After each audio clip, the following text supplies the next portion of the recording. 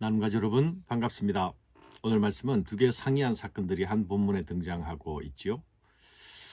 엘리사의 제자가 빌려서 사용하던 쇠도끼를 물에 빠뜨려서 곤경하게 처하게 되었을 때에 그 도끼를 찾아주는 사건과 아람과의 전쟁에서 엘리사가 매번 아람 왕의 계획을 왕에게 알려주어서 미리 방비하게 하여서 아람의 공격을 수포로 돌아가게 하는 사건입니다.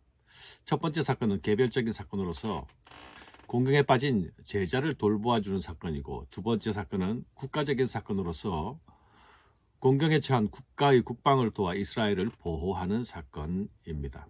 두 가지 사건은 서로 상이한 차이가 있지만 하나님께서 엘리사를 통하여서 이스라엘을 또는 자기 백성을 돌보시는 하나님의 돌보심이라는 관점에서 공통점이 있습니다.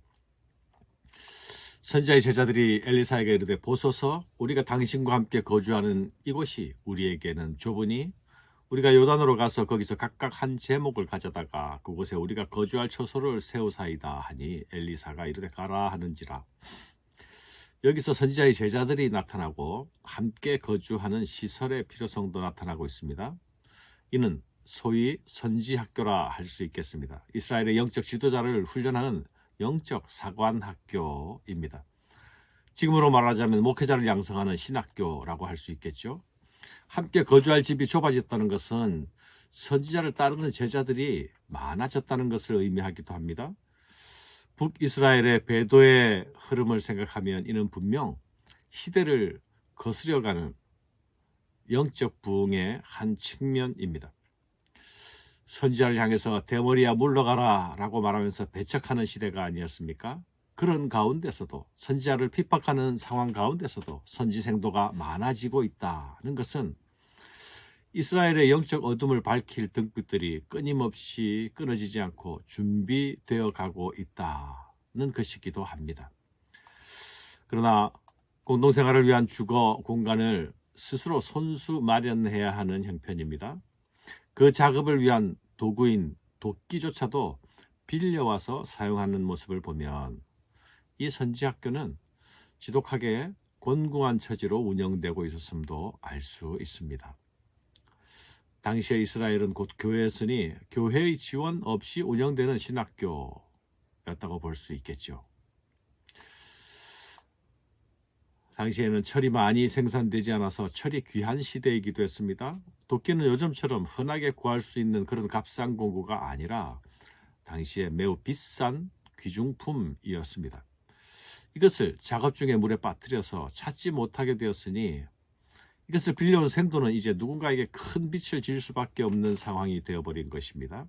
절박해진 생도는 울부짖으며 엘리사에게 도움을 달라고 소리칩니다. 이는 빌려온 것입니다.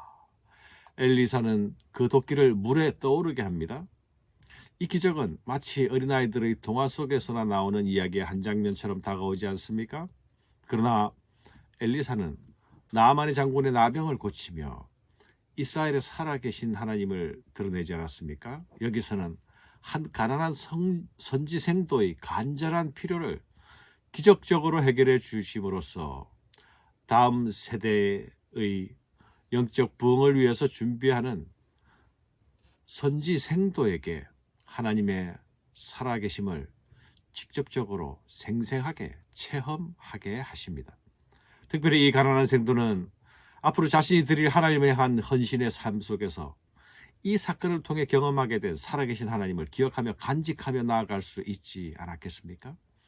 바알과 아세라를 향해 마음을 주던 그 어두운 시대 가운데서 물 위에 떠오른 도끼 사건은 선지생도에게 살아계신 하나님을 보여주는 등불과 같은 사건이 되었을 것입니다. 사랑하는 여러분, 하나님의 구원은 국가와 전쟁이라는 거대한 서사 속에서만 나타나지 않습니다. 하나님의 구원은 가난한 성지생도의 고단한 형편 속에서도 나타납니다. 우리를 도우시는 하나님의 구원은 남녀노소를 신분의 구하를 빈부와 귀천을 가리지 않습니다. 하나님의 구원은 모든 사람을 포용합니다. 그때 아람 왕이 이스라엘과 더불어 싸움에 그의 신복들과 의논하여 이르기를 우리가 아무데 진을 치리라 하였더니 하나님의 사람이 이스라엘 왕에게 보내 이르되 왕은 삼가 아무 곳으로도 지나가지 마소서 아람 사람이 그곳으로 나오나이다 하는지라.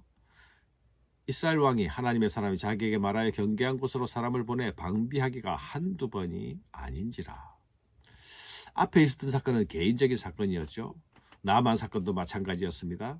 그러나 8절부터 이어지는 아람 왕과의 사건은 국제적인 배경을 가지고 있는 사건입니다. 이스라엘과 아람 사이의 갈등 속에서 이 사건이 위치하고 있죠.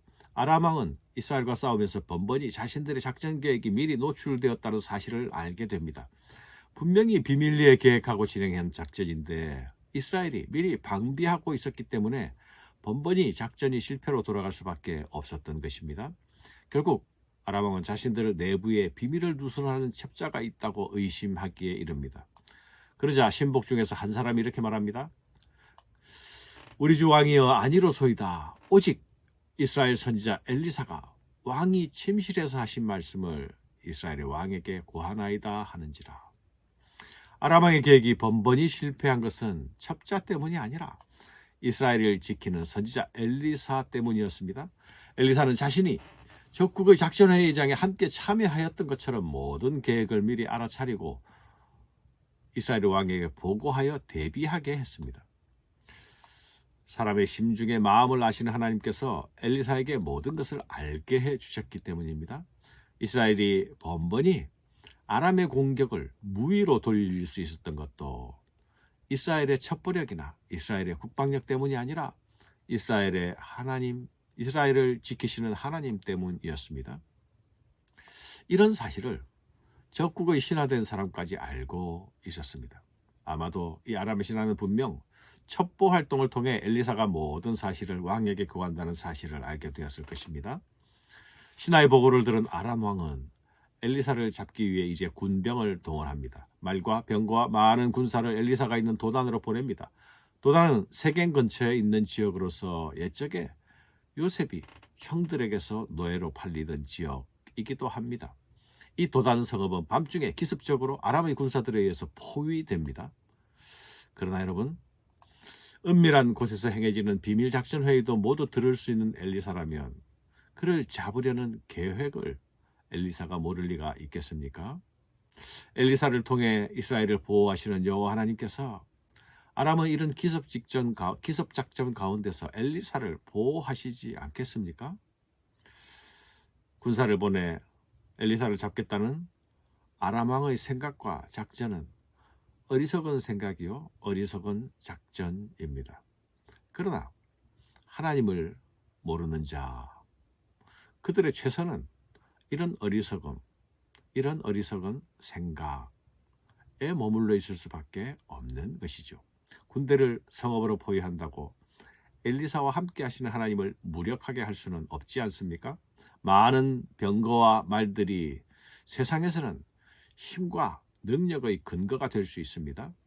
그러나 많은 말과 병거를 가지고 하나님의 사람의 입을 막을 수는 없습니다. 하나님은 세상이 알 수 없는, 그리고 세상이 대적할 수 없는 불말과 불병거를 동원하여서 자기 백성을 지키시는 분이십니다. 세상이 볼 수도 없고 세상이 알 수도 없는 강력한 군대로 자기 백성을 지키십니다. 사랑하는 여러분, 가난한 생도가 빌린 도끼를 찾아주시던 그 하나님은 적들의 병거와 마병의 공격으로부터도 지켜주실 것입니다. 우리는 오늘도 이 도우시는 하나님의 은혜에 의지하여 살아가는 사람들임을 기억해야 하겠습니다. 감사합니다.